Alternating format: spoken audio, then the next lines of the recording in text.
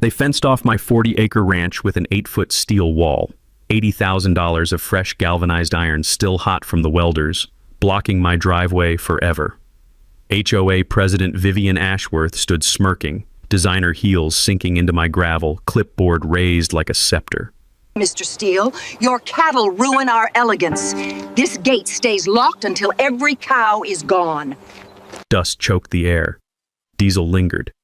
My ranch, the land I'd built my life on, stolen in one arrogant afternoon. But while they were busy playing God, I wasn't sitting idle. I'd already made one quiet, calculated purchase, the one piece of property they never saw coming, the piece that controls the only entrance gate to their entire 200-home subdivision. Every SUV, Tesla, delivery truck, all dependent on my gate.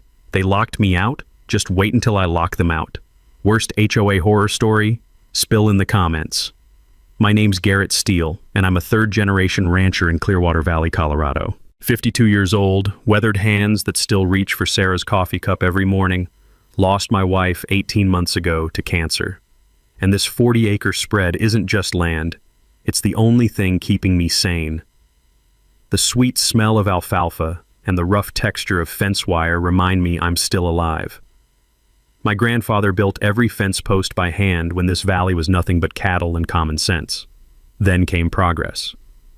In 2010, developers discovered our charming rural setting and decided it needed improvement.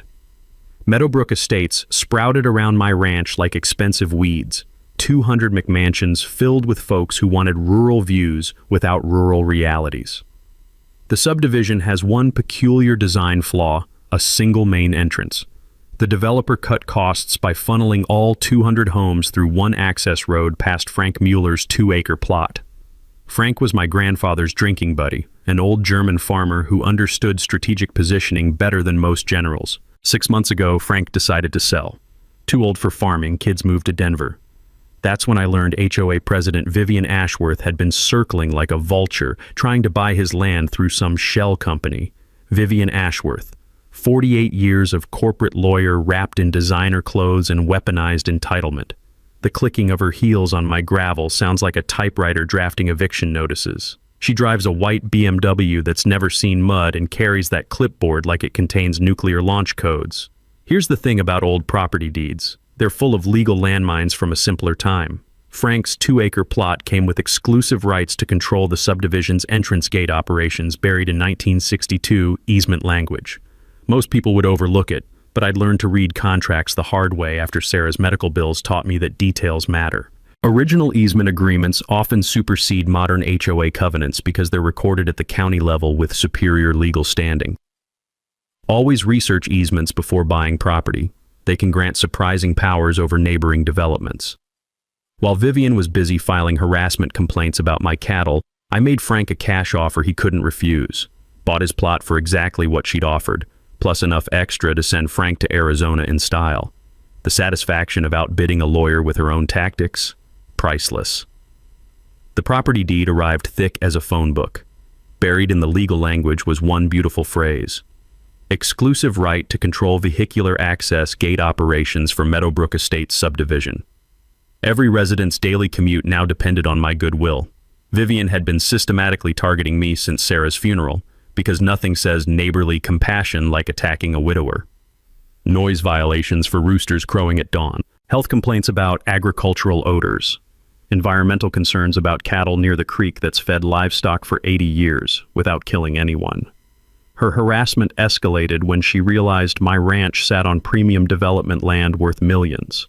4 subdivision properties in her investment portfolio, all leveraged with adjustable mortgages, all banking on property values rising 15% if she could eliminate the unsightly agricultural operations. The breaking point came when her brother-in-law, some environmental consultant from Boulder, wrote a report claiming my cattle posed imminent contamination risks. Pure fiction, but scientific enough to fool bureaucrats. The bitter taste of injustice mixed with the metallic tang of fear as I realized how far she'd go. That bogus report gave her the ammunition for an emergency HOA meeting. Public safety concerns. Unanimous vote from her hand-picked board of real estate investors masquerading as concerned neighbors. While I was at the Denver cattle auction, Her contractors invaded with steel fencing and legal documents. The grinding sound of power tools violated my land like an industrial assault. 8 feet of galvanized barrier, professionally installed, completely blocking ranch access. I came home to find my life's work imprisoned behind their steel curtain, with Vivian standing guard like she'd conquered enemy territory. But here's what she didn't know. While she was building walls, I'd already bought the key to her front door. Vivian didn't waste time celebrating her steel fence victory. Within 48 hours, she filed an emergency injunction claiming my cattle posed imminent health threats to 200 families. The courthouse paperwork smelled like fresh toner and desperation, a scent I was getting uncomfortably familiar with. Her secret weapon?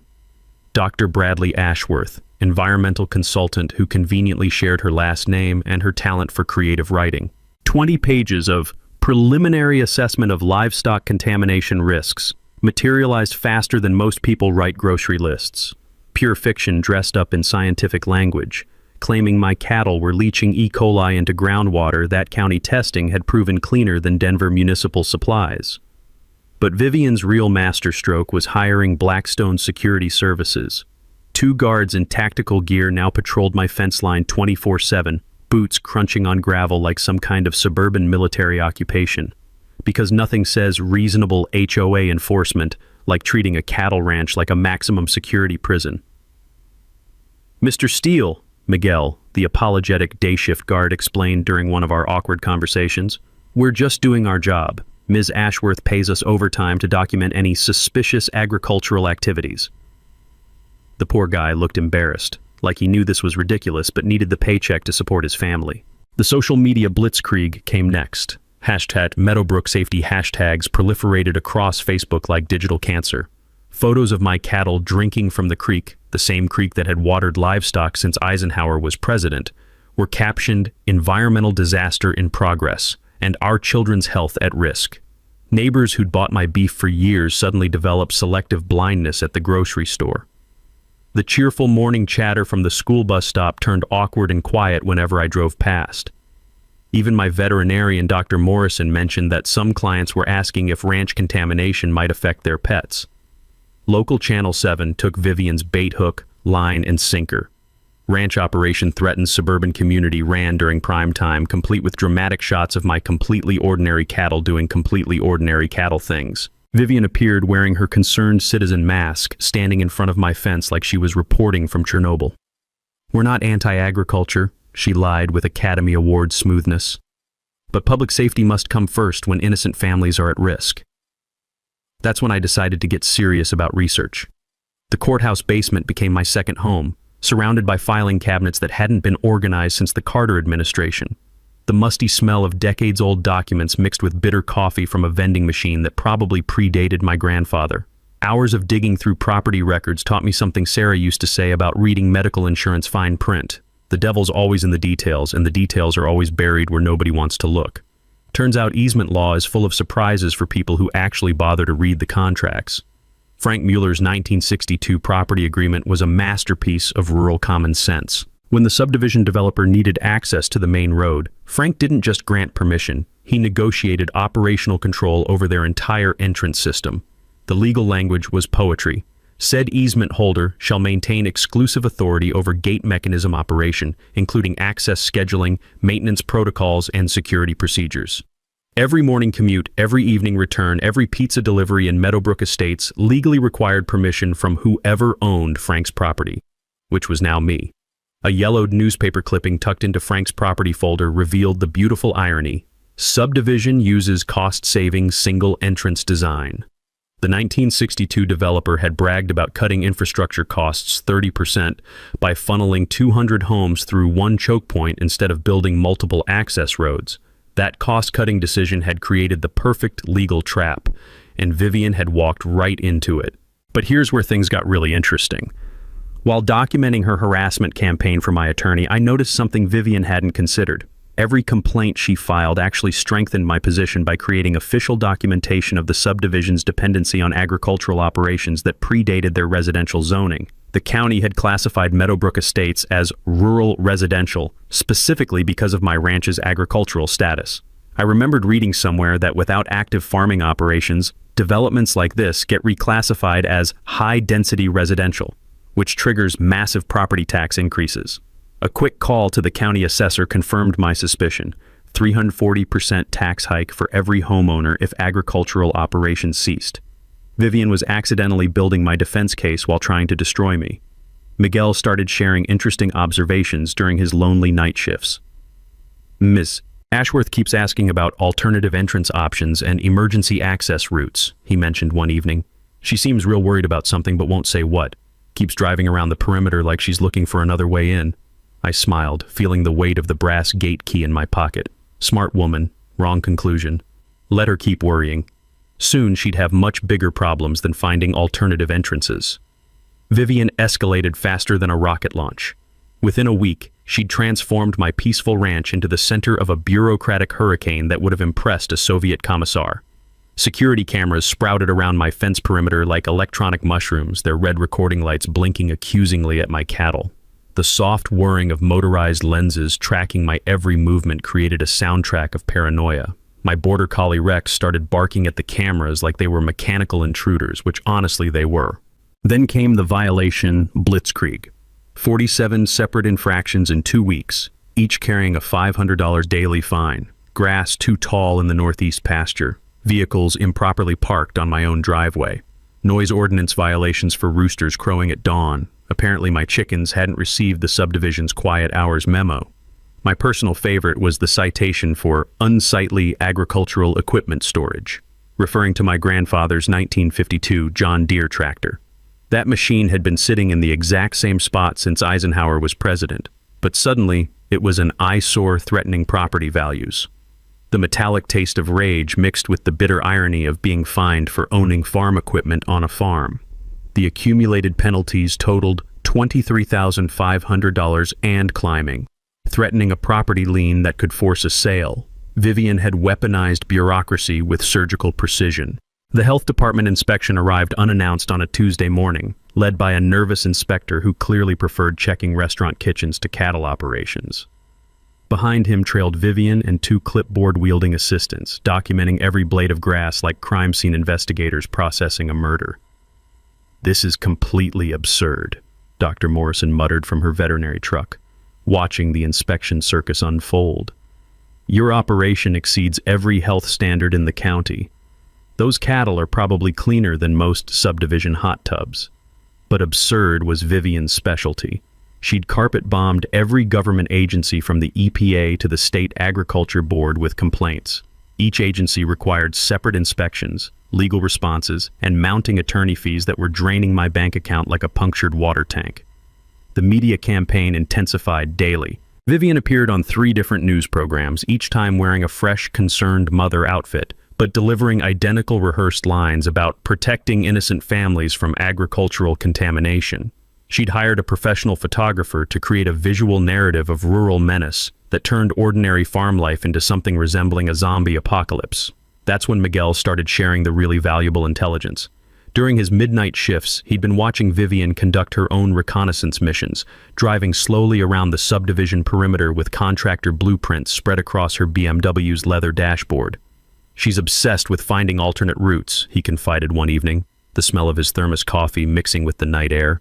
"Keeps muttering about emergency exits and infrastructure independence.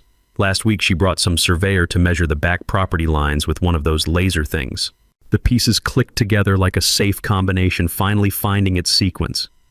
Vivian wasn't just harassing me, she was desperately searching for a way to eliminate the subdivision's dependence on my property. She sensed something was wrong with their access situation but couldn't identify the exact vulnerability. Years ago, Sarah had given me a property law textbook after we'd had our own boundary dispute with a neighbor. I'd learned that subdivisions built during the 1960s development boom often contained unusual easement arrangements that modern lawyers didn't fully understand. Back then, rural handshake deals and common-sense agreements governed property relationships, long before armies of attorneys turned every transaction into a legal battlefield requiring team captains and referees. My research into county traffic engineering records revealed the beautiful truth. Meadowbrook Estates had exactly 0 approved secondary access points. Fire department protocols listed only one response route, Emergency medical services had filed formal complaints about the subdivision's single point of failure design. Even the Postal Service had protested the access limitations, calling it operationally inefficient and potentially dangerous. But here's where Vivian's investigation team made their crucial mistake. Her private detective had discovered my purchase of Frank's property and flagged the suspicious timing of buying land during our conflict. The investigation report focused on my motivations while completely overlooking the operational rights buried in 6 decades of legal paperwork. She knew I'd outbid her for Frank's land. She suspected I was planning retaliation, but she had no clue I was already holding the master key to her entire subdivision's daily existence. That evening's news featured another Vivian performance, standing heroically in front of the subdivision entrance sign like a general rallying her troops. "We will not be intimidated by agricultural bullying tactics," she declared with the fervor of someone defending democracy itself. This community deserves protection from outdated rural interests threatening our modern lifestyle. From my kitchen window, I watched her BMW cruise past my fence for the 3rd time that day, her silhouette hunched over engineering diagrams like a general studying battle plans. The harder she searched for alternatives, the more she proved my control was absolute. Vivian's desperation transformed into something more dangerous: creative destruction. By month 3, she'd abandoned legal niceties and embraced the scorched earth tactics that had probably terrorized corporate boardrooms from Denver to Dallas. The morning I discovered contractors digging trenches along the subdivision's back perimeter, the smell of diesel exhaust mixed with the earthy scent of violated soil. Their excavator clawed at protected wetlands with mechanical violence, supposedly installing upgraded drainage systems for resident safety. My border collie Rex started howling at the machinery like it was murdering his favorite squirrels, which, given the environmental damage, wasn't far from accurate. Miguel approached during his lunch break, hard hat perched on his sweaty forehead, the metallic taste of concern evident in his voice. "Mr. Steele, those aren't drainage ditches. I've worked enough construction to recognize road preparation. She's building a secret back entrance." The audacity was breathtaking. Vivian was attempting to construct an unauthorized access road through federally protected wetlands without permits, environmental studies, or county approval. Her contractors were slicing through conservation easements that had protected migrating bird habitat since the Nixon administration. But here's where her legal training failed her. Environmental law doesn't care how expensive your lawyer is.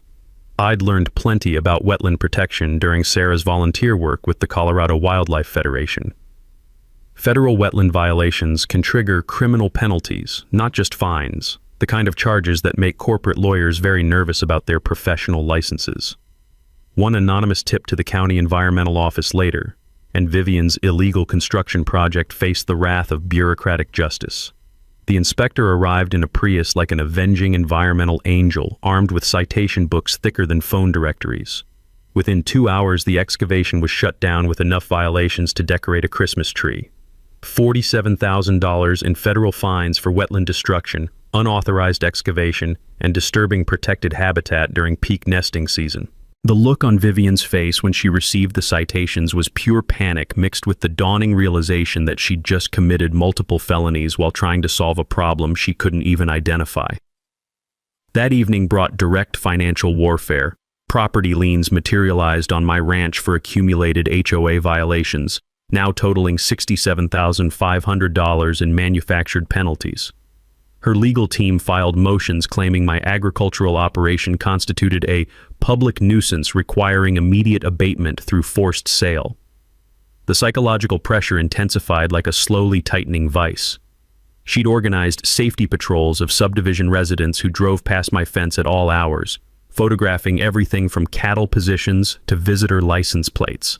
The constant surveillance created an atmosphere of suburban East German surveillance that would have impressed the Stasi. Dr. Morrison mentioned that clients were asking if ranch contamination might affect their pets. Jake at the feed store reported subdivision residents pressuring him to stop serving environmentally dangerous operations. The social isolation campaign was working. Neighbors who'd bought my beef for years now crossed streets to avoid conversation. Vivian's propaganda masterpiece was the Meadowbrook Community Safety Coalition website. professional marketing presenting my 60-year family agricultural operation as an imminent threat to civilized society. Aerial photos labeled my pastures as contamination source and health hazard zone, with the graphic design sophistication of a disaster movie poster. The site featured a countdown timer to their emergency HOA meeting, where they'd vote on final measures for community protection. The agenda included forcing ranch closure through eminent domain and authorizing whatever legal action necessary to eliminate agricultural threats. That's when I decided to inspect my real weapon. Late one evening, I walked the perimeter of Frank's property, my property, studying the gate mechanism that controlled everything Vivian held dear.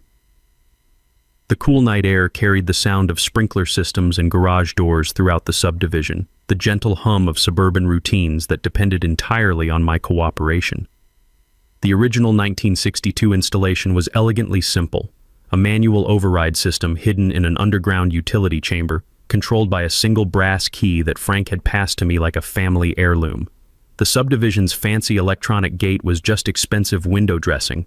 The real power lay in that hidden manual system that could lock or unlock access regardless of modern electronics. Frank had shown me this mechanism years ago during one of our property line conversations, back when it seemed like interesting historical trivia rather than strategic nuclear arsenal. Standing there in the darkness, I could see lights burning in subdivision windows, families having dinner, kids doing homework, neighbors living comfortable lives while their elected representative waged a war that was about to backfire spectacularly. The brass key felt warm in my palm, smoothed by 6 decades of use. Such a small piece of metal to control so many lives, so many daily routines, so many assumptions about suburban independence. Vivian's BMW cruised past on another reconnaissance mission, her silhouette hunched over aerial maps like a general planning the Normandy invasion. She'd driven herself into obsessive frenzy trying to solve a puzzle she didn't know existed. Time to give her the education she'd been asking for. That night, I finally opened Frank Mueller's complete property files, the thick manila folder I'd been saving like vintage bourbon for the perfect moment. The musty smell of decades-old papers mixed with the lingering aroma of Frank's pipe tobacco still clinging to the documents. Inside was 60 years of legal documentation that would make Vivian's worst nightmares look like pleasant bedtime stories. The original 1962 subdivision development agreement read like a contract written by someone who understood the difference between cooperation and surrender. When developers needed access to the main county road, Frank hadn't just rolled over. He'd negotiated like a man who knew his land's true value. The language was poetry disguised as legal text.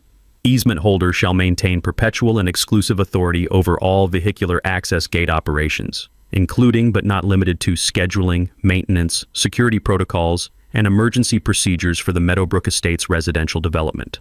Every morning latte run, every evening wine pickup, every teenage pizza delivery, every ambulance response, all legally subject to my approval as Frank's successor.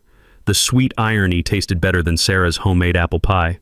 Frank's handwritten maintenance logs, kept with German precision for 6 decades, revealed the subdivision's Achilles heel. The fancy electronic gate system was just expensive makeup applied over the original manual controls. When electronics failed, and they always failed, everything reverted to the brass key system that now lived in my pocket like a tiny scepter. County traffic engineering records painted an even more devastating picture. Meadowbrook Estates existed as a single-access residential development, specifically because Frank's easement agreement had guaranteed perpetual cooperation. No alternate routes had ever been planned, approved, or legally possible. The fire chief's file contained increasingly frustrated memos about response limitations. Single-point access creates unacceptable emergency service delays, one report stated. Recommend immediate development of secondary access routes. Except secondary routes required my permission, which nobody had bothered to request. During Sarah's years volunteering with the County Planning Commission, she'd brought home stories about developments that lost their controlled access status. Property values collapsed overnight when exclusive communities became isolated subdivisions with limited emergency access. Insurance companies treated single-access developments like flood zones, high risk, high premium, hard to sell. Vivian's environmental destruction wasn't just illegal, it was completely futile. Frank's easement gave me veto power over any alternate access, regardless of where she tried to build roads. She was frantically digging escape tunnels from a prison where I held all the keys. The financial implications were breathtaking. Meadowbrook Estates marketed itself as an exclusive gated community with controlled access and rural privacy. Without my cooperation, that marketing became false advertising. Properties would lose their premium pricing, HOA fees would skyrocket to cover increased insurance costs, and mortgage companies might require reclassification. But here's the most beautiful irony.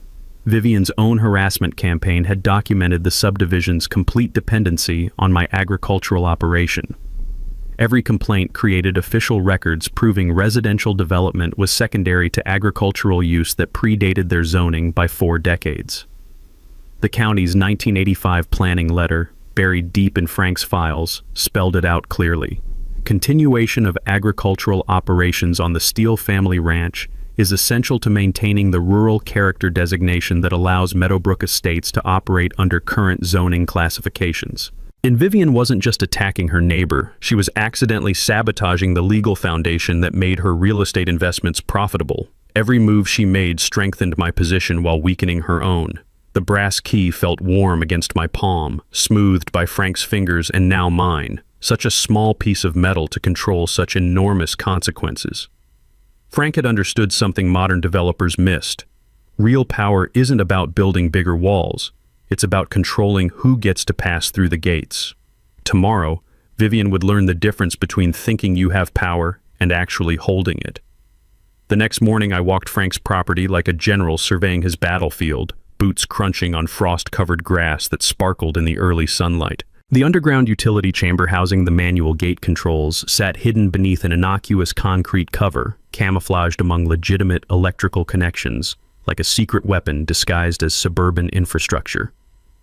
Frank's maintenance manual, written in his meticulous German script, smelled faintly of machine oil and decades of careful handling. Every component of the brass key system was documented with engineering precision that would have impressed a Swiss watchmaker. Turn clockwise to lock the gate closed, counterclockwise to restore normal operation. Simple mechanics that had outlasted 3 generations of electronic upgrades. The beauty was in its elegant simplicity. No computers to crash, no circuits to fry, no passwords to forget. Just mechanical precision engineered to survive longer than the subdivision it controlled.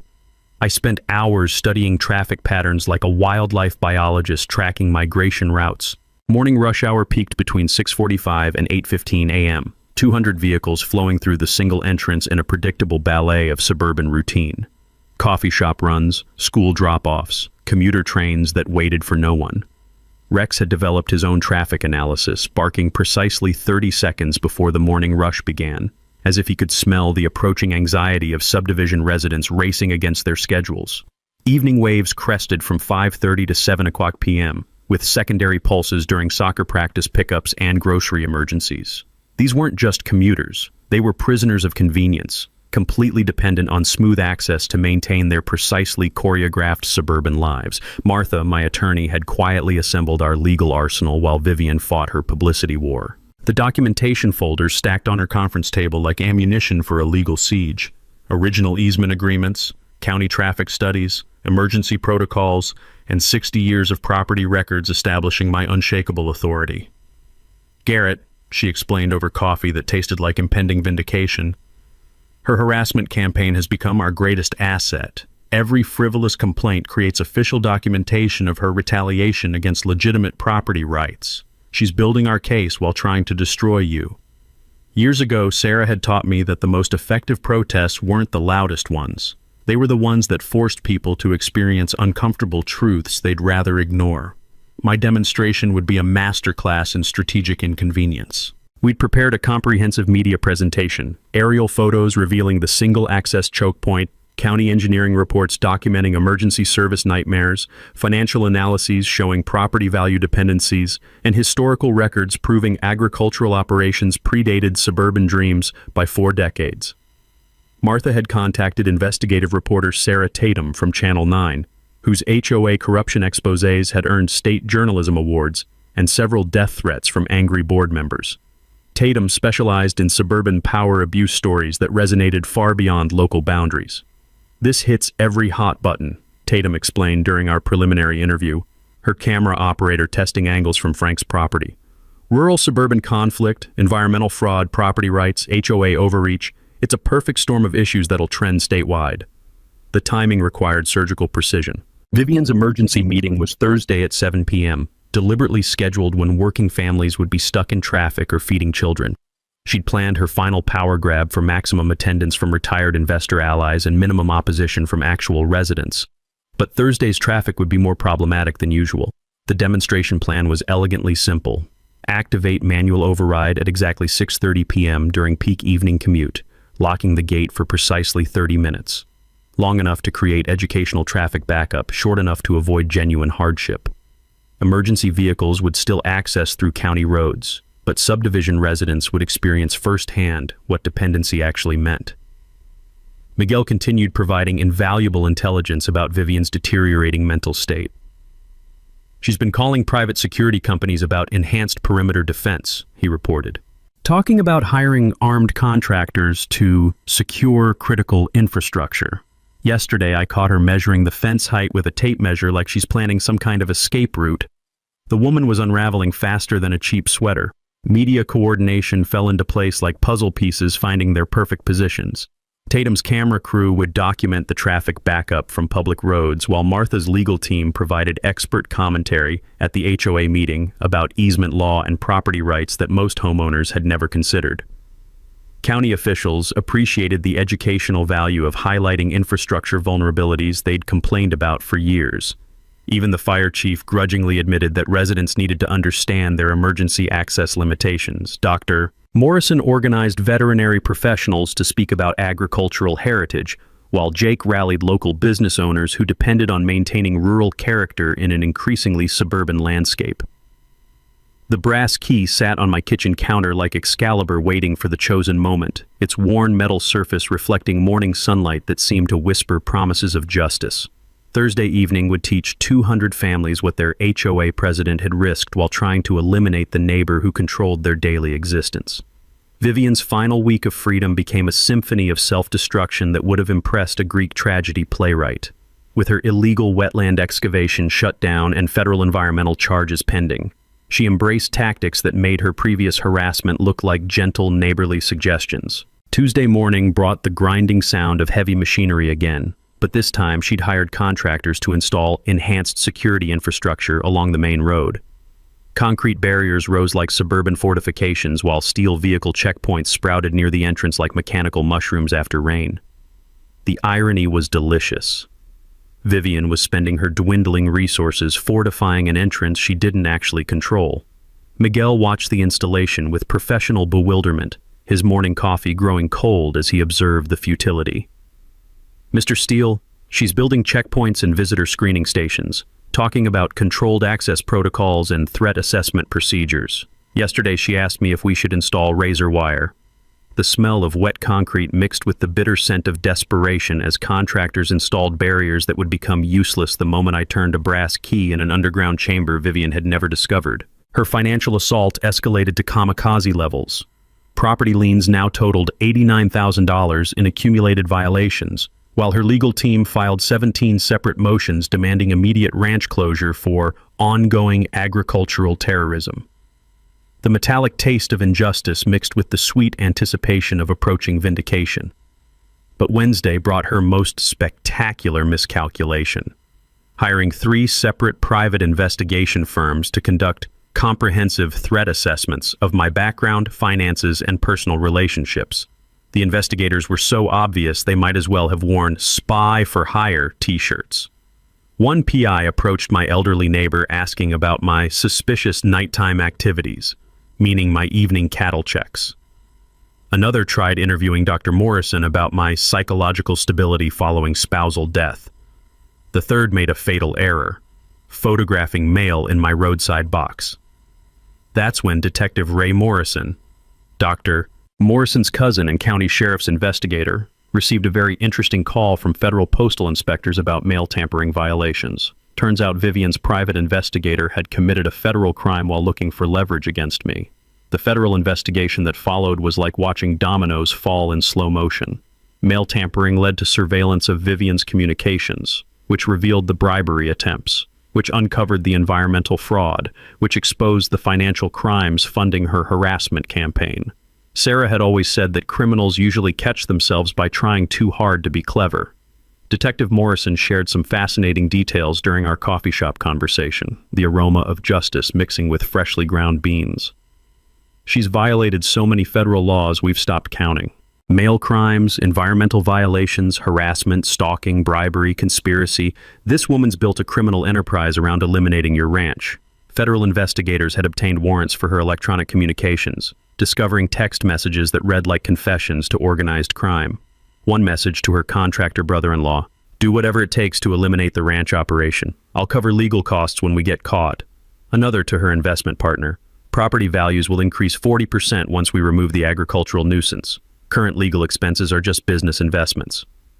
Most damaging was her text to the private investigator: "Find criminal evidence or create compromising situations.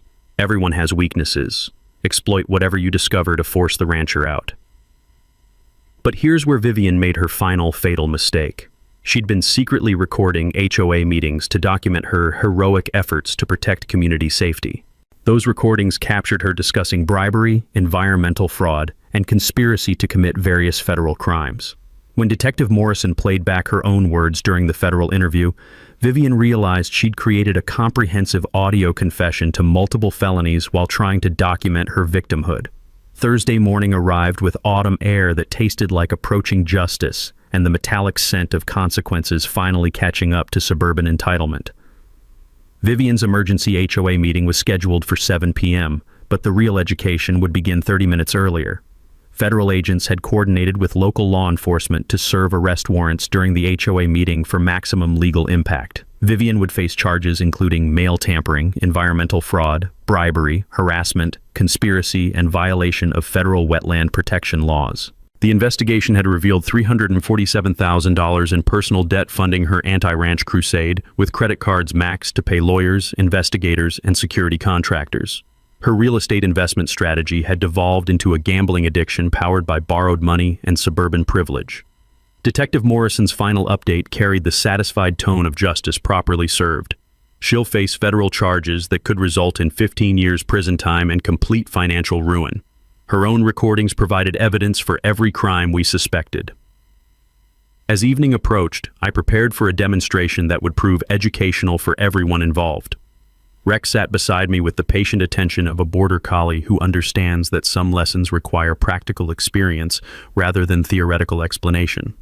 Tonight, Vivian would learn that the power she thought she wielded was always an illusion, while the power she'd tried to eliminate was absolutely real. Thursday afternoon brought the final act of Vivian's suburban opera, complete with desperate arias and a crescendo that would have made Wagner proud.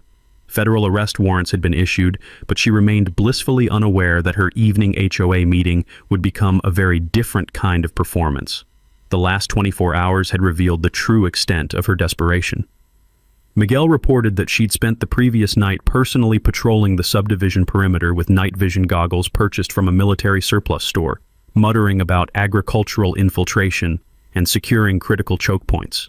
The sweet smell of autumn leaves mixed with the acrid scent of Vivian's burning bridges as word leaked about federal investigations into HOA corruption. Several board members had quietly resigned, distancing themselves from what one called Vivian's increasingly unhinged anti-ranch crusade. Her final gambit was a media blitz that backfired spectacularly. She'd hired a Denver public relations firm to organize a press conference titled "Suburban Families Under Agricultural Attack," complete with professional backdrop and prepared talking points about environmental terrorism by rural extremists.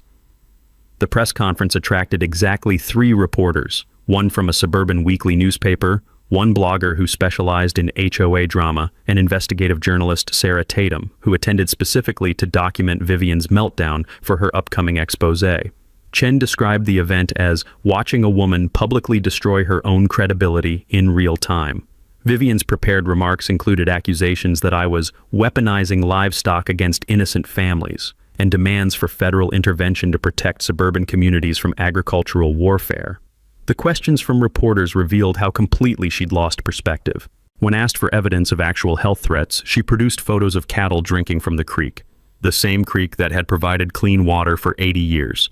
When pressed about the wetland destruction, she claimed, "Environmental regulations are tools of rural oppression designed to prevent suburban progress." But her masterpiece was demanding that county commissioners declare agricultural operations incompatible with modern residential development and grant her emergency authority to eliminate rural threats to suburban security. The metallic taste of secondhand embarrassment filled the air as even her own hired PR consultant tried to redirect the conversation toward more rational talking points. Vivian ignored the guidance, doubling down on increasingly paranoid accusations that painted my family's three-generation ranch as some kind of terrorist training facility. That afternoon, she organized what she called a community defense assembly in the subdivision's clubhouse. Flyers promised final solutions to agricultural threats and legal strategies for permanent ranch elimination. The dramatic language attracted attention from federal investigators monitoring her communications for potential domestic terrorism implications. Miguel infiltrated the meeting, reporting that attendance was embarrassingly sparse, 12 people in a room designed for 200.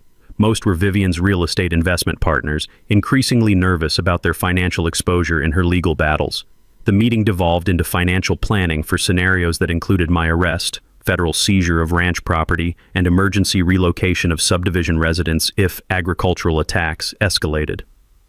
Vivian had prepared evacuation routes, temporary housing arrangements, and legal strategies for claiming refugee status from rural harassment. The paranoid fantasies would have been entertaining if they weren't so pathetically desperate.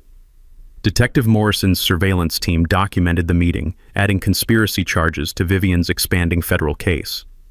Her own words, recorded by federal investigators, included discussions of eliminating the agricultural threat through whatever means necessary, and coordinating community defense against rural terrorism. But the real revelation came when Miguel discovered Vivian's escape plan.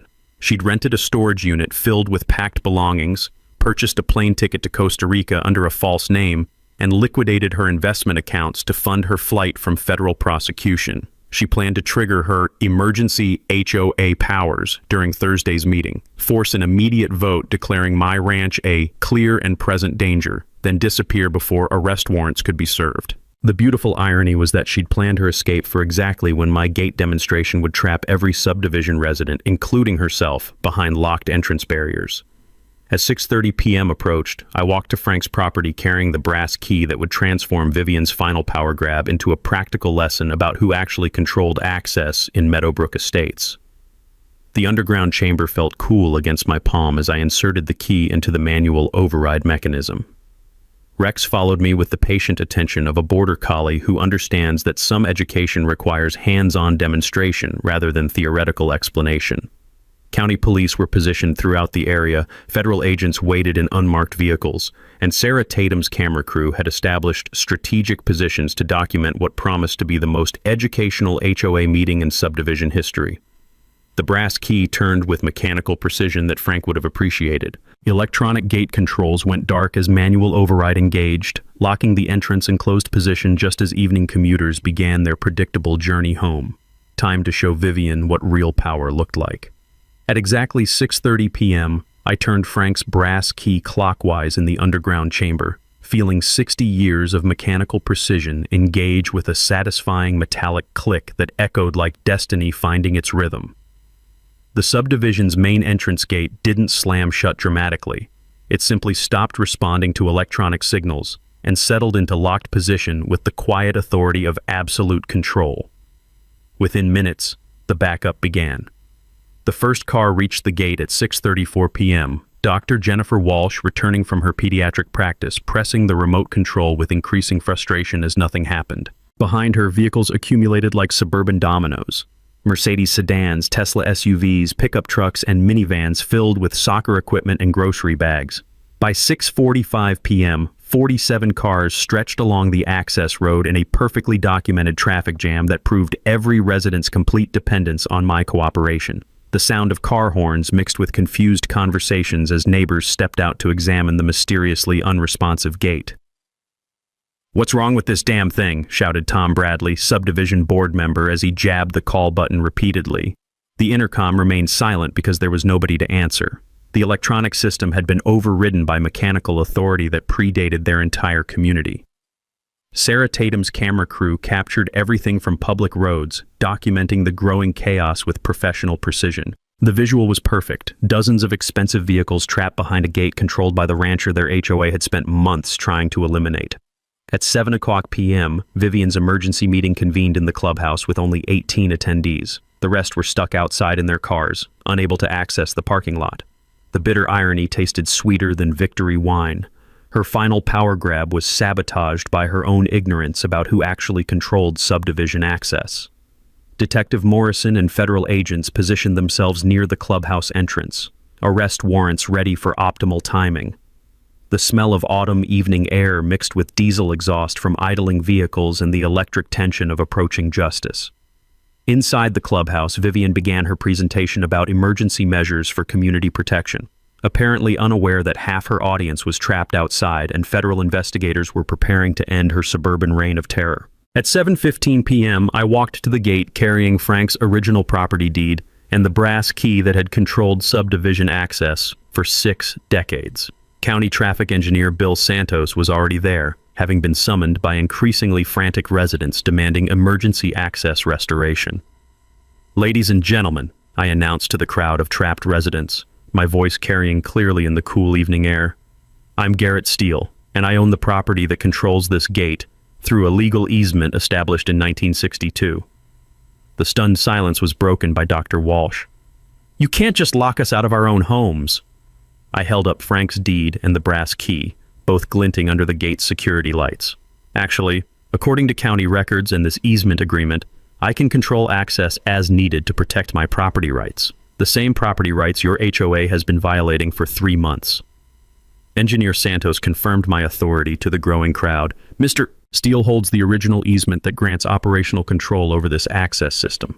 The subdivision was approved with his family's cooperation, not their permission."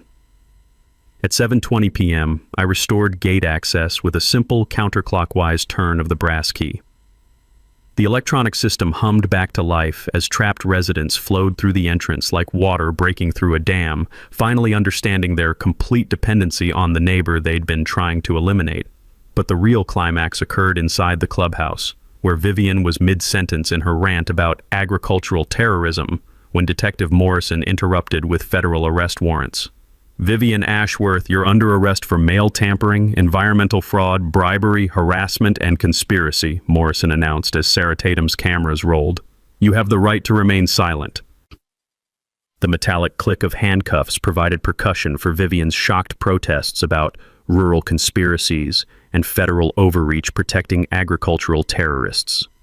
Her own recorded confessions had provided evidence for every charge, creating an airtight case built from her own paranoid documentation.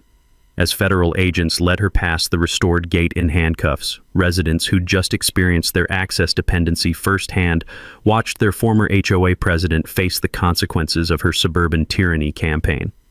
Ellen Martinez, a retired teacher who'd opposed Vivian's harassment from the beginning, addressed the crowd that had gathered near the gate. "Maybe it's time we learned to be actual neighbors instead of entitled occupants."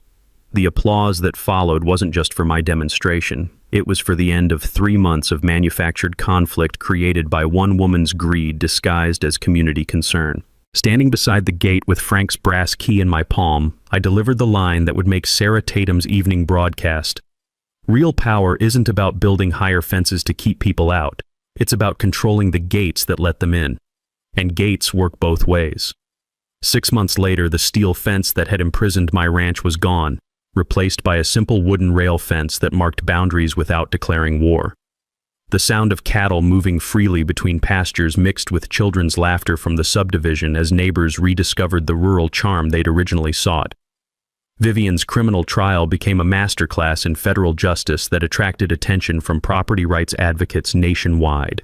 Convicted on 17 felonies, including environmental fraud, mail tampering, bribery, and conspiracy, she received a 4-year federal sentence plus $480,000 in restitution to HOA funds she'd embezzled for her personal legal crusade. Her real estate investment empire collapsed like a house of cards built on borrowed money and suburban entitlement.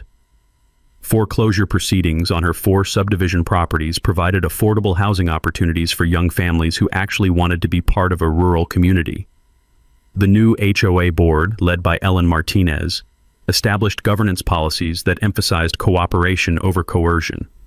Their first official act was creating the Steel Ranch Agricultural Preserve, ensuring permanent protection for ranch operations and preventing future harassment campaigns against legitimate agricultural activities. Federal investigators discovered that Vivian's harassment tactics weren't unique. She'd used similar strategies to eliminate undesirable property owners in 3 previous communities. Her conviction became a landmark case studied by property rights attorneys and used to prosecute HOA corruption throughout Colorado. The environmental damage from her illegal wetland excavation required $230,000 in restoration funded by her personal assets. The Clearwater Creek Habitat Recovery Project became a model for repairing suburban development damage, with my ranch providing educational tours for university environmental science programs. Miguel parted ways with private security to start his own landscape business, specializing in native plants and sustainable irrigation systems that complement rather than compete with agricultural operations. His daughter Sophia received the first Sarah Steele Memorial Agricultural Scholarship, covering full tuition for her agricultural engineering degree. Dr. Morrison and I married the following spring at a ceremony held on ranch property, surrounded by neighbors who'd learned the difference between community and control. She moved her veterinary practice to a clinic we built near the main gate, serving both ranch operations and subdivision pets with equal expertise. The gate itself became a symbol of cooperation rather than control. Frank's original brass key was displayed in a place of honor at the Community Welcome Center we established on his former property, with historical displays explaining easement law and agricultural heritage protection for visitors and new residents. Property values throughout Meadowbrook Estates increased 15% after the conflict resolution, driven by positive media coverage about rural-suburban cooperation and the elimination of HOA corruption. Real estate marketing now emphasizes authentic agricultural community and protected rural character as premium features rather than problems to eliminate. Sarah Tatum's investigative series won a state journalism award and sparked legislative reforms requiring HOA financial transparency and limiting enforcement powers over pre-existing agricultural operations. The Vivian laws now protect property owners from harassment campaigns disguised as community improvement. Rex, now joined by a second border collie named Frank, serves as unofficial ambassador for ranch tours that educate children about sustainable agriculture and property rights. Local schools bring students to learn about cattle care, environmental stewardship, and the legal frameworks that protect both rural heritage and suburban development.